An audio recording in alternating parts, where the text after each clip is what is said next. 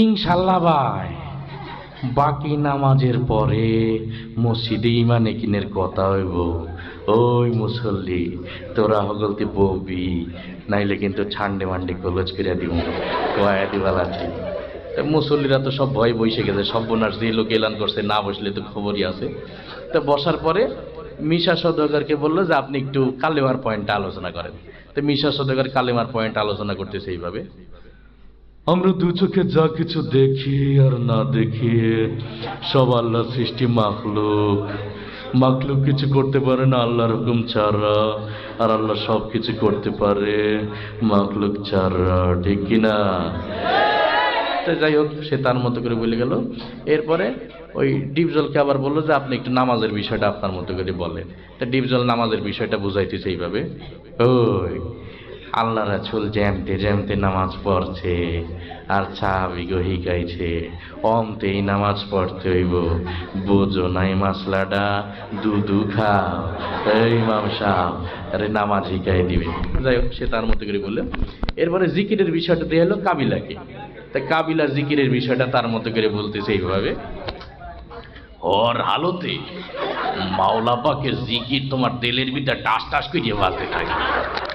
জিকির হইলে যদি তুমি কবরের ভিতরে হান দাইতে পারো, তাইলে তো বাইসি গেলা। আর জিকির না হইলে কবরে গেলে ফেরেশতারা তোমার 14 শিখের ভিতরে হান দেয়। তো যাই হোক, সে তার মতো করে বললো। এরপরে ইকরামুল মুসলিমিন, মুসলমান পরস্পর ভালোবাসার ইদ্যতা, এটা দিয়ে হলো নায়ক ওমর সানিকে।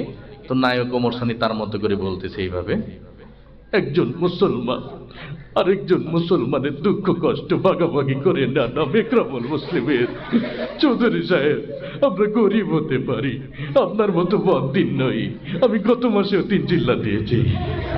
তো যাই হোক, সে তার মতো করে বললো। এরপর সহি নিয়ত, আমরা যা কিছু করবো একমাত্র আল্লাহ রাব্বুল আলামিনের রাজি খুশি করার জন্য করব। এটা দিয়ে হলো নায়ক মান্নাকে। নায়ক মান্না তার মতো করে বলছে এইভাবে: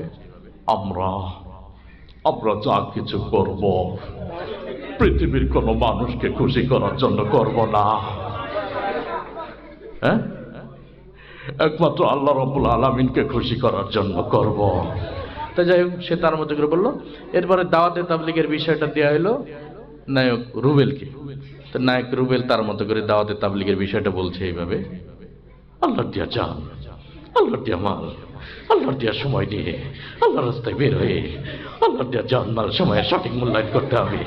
আর জেনে রাখিস, তুই যদি আল্লাহর দিয়া জান, আল্লাহর দিয়া মাল, আল্লাহর দিয়া সময় সঠিক মূল্যায়ন না করিস, তুই বেঈমান হয়ে মারা যাবি, বেঈমান হয়ে মারা যাবি।